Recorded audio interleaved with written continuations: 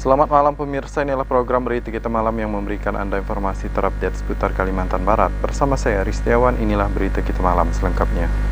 Kita awali dengan informasi yang pertama. Tim pengawas dan Polhut Balai Gakum KLHK wilayah Kalimantan menyegel 4 perusahaan yang terindikasi adanya titik api melalui data hotspot.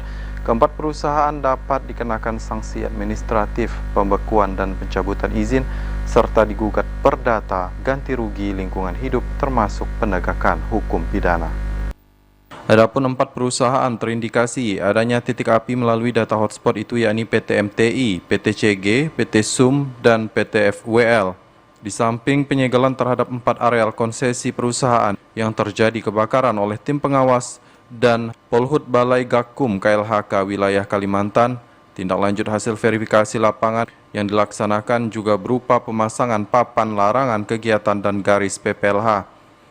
Sementara 1 perusahaan dilakukan proses penyelidikan, 1 perusahaan telah direkomendasikan untuk diberikan sanksi administrasi paksaan pemerintah melalui kepala daerah.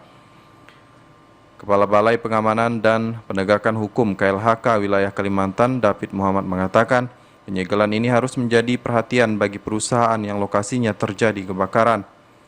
Mereka dapat dikenakan sanksi administratif termasuk pembekuan dan pencabutan izin, serta digugat perdata terkait dengan ganti rugi, lingkungan hidup, serta penegakan hukum pidana. David menegaskan bahwa penanggung jawab usaha agar tidak melakukan pembakaran lahan dalam pembukaan maupun pengolahan lahan atau tidak membiarkan terjadinya kebakaran lahan di lokasi usaha dengan tetap menerapkan prinsip kehati-hatian. Direktorat Jenderal Penegakan Hukum KLHK Balai Gakum Kalimantan telah melakukan penyegelan terhadap beberapa areal konsesi perusahaan yang berada di Provinsi Kalimantan Barat terkait kebakaran hutan dan lahan. Setelah sebelumnya telah mendeteksi dan melakukan pengawasan secara intensif terhadap titik hotspot yang terjadi di beberapa konsesi perusahaan.